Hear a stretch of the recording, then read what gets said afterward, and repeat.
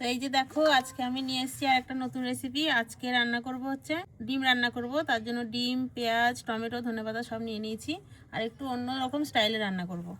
নিয়েছি ধনেপাতা কুচি, পেঁয়াজ কুচি, কাঁচা লঙ্কা কুচি, টমেটো কুচি। তো এই যে দেখো আজকে একটু অন্যরকম ভাবে বানাবো বলছিলাম তোমাদেরকে। প্রথমে এই যে দুটো বাটি নিলাম, একটু হালকা করে আগে তেল দিয়ে নেবো এর মধ্যে, লাগিয়ে নেবো ভালো করে, ফাটিয়ে নেবো।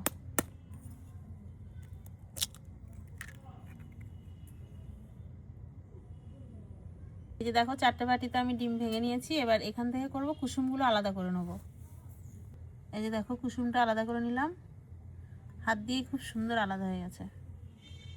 ডিমের সাদা অংশটাতে সব কিছু দিয়ে দেবো। এই যে দিলাম পেঁয়াজ কুচি, একটু টমেটো কুচি, অল্প একটু কাঁচা লঙ্কা কুচি, মানে ধনেপাতা কুচি, করে লবণ, ভালো করে মিক্স করে নেব।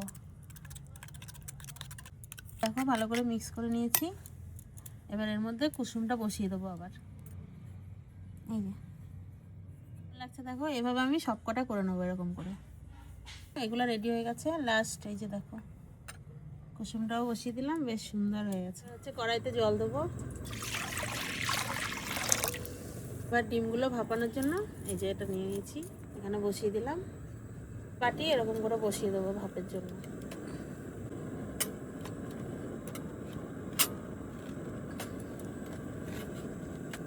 সুন্দর বসে। এবার ডিমগুলো ভালো করে সেদ্ধ হওয়ার জন্য ঢেকে রাখবো। এই যে দেখো ভাপানো হয়ে গেছে সুন্দর। এই চেক করে দেখি, এই দেখো যে প্রত্যেকটা হয়ে দেখো কাঠি ঢুকে বেরিয়ে যাচ্ছে। এবার এগুলো তুলে নেবো। এই একটা একটা করে নামিয়ে নেবো। সুন্দর হয়ে যাবে, পড়বে না।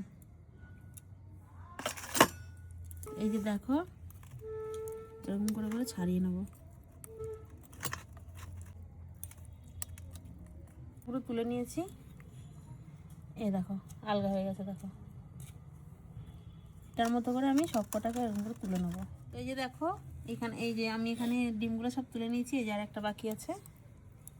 এই দেখো কত সুন্দর হয়েছে। এখানে আমি টোটাল 8খানা ডিম নিয়েছি। কড়াইতে তেল দিয়ে নেবো আমি এখানে ডিমগুলো ভাজা করার জন্য। এই যে এবার আমি তেল গরম হয়ে গেছে, এগুলো ভেজে নেবো।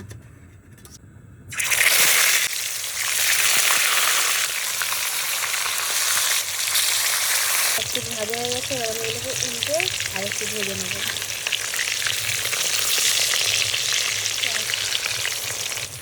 ভাজা হয়ে গেছে, এগুলো একটা করে নামিয়ে নেবো।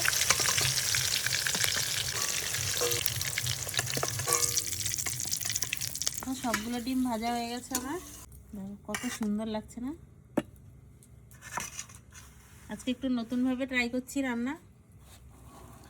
তোমরা পুরো ভিডিওটা দেখবে, তারপর জানাবে যে রান্নাটা কেমন লাগলো। আর এই রেসিপিটার আমি নাম জানি না, আমার মন মতো আমার যেরকম ভালো লেগেছে বানিয়েছি। তোমরাই নাম বলো এটার। এখন হচ্ছে আমি মশলা বেটে নেবো। দেখো মশলা কী কী নিচ্ছি। এখানে গোটা জিরে নিয়েছি, ধনে নিয়েছি, গোটা লঙ্কা নিলাম অল্প অল্প। এখন সবগুলো বেটে নেবো।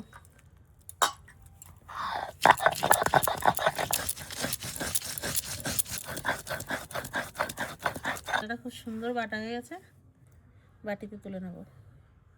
আমি এই ডিম ভাজা তেলের মধ্যে এখন ফোড়ন দিয়ে দেবো। দেখো দিচ্ছি সাদা জিরে,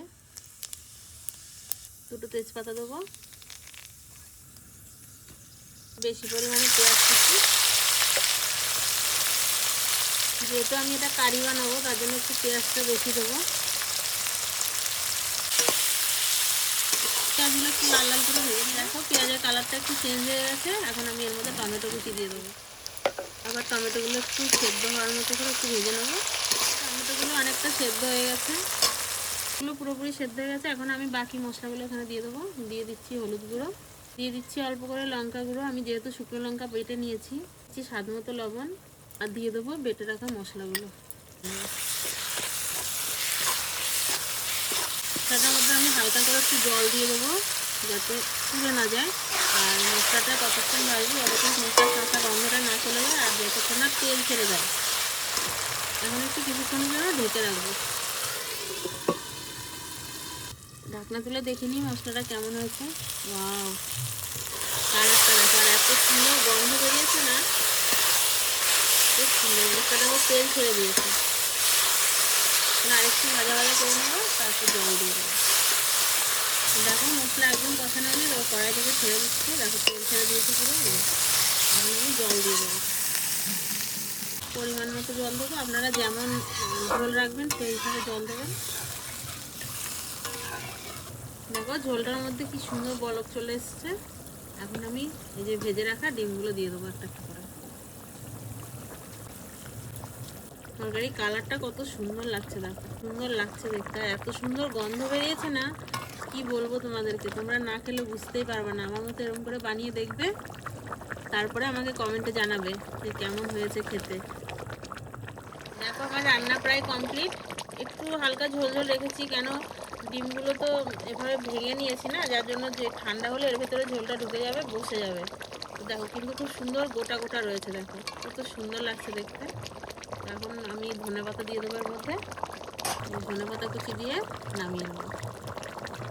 তো তোমরা আমার মতো এরকম করে ট্রাই করে দেখবে, যদি ভালো লাগে অবশ্যই আমাকে জানাবে, তাহলে বুঝতে পারবো যে না আমার রান্নাটা সফল হয়েছে, যদি তোমাদের ভালো লাগে। কত সুন্দর লাগছে দেখতে। এই যে রেডি হয়ে গেছে, নামিয়ে নেবো।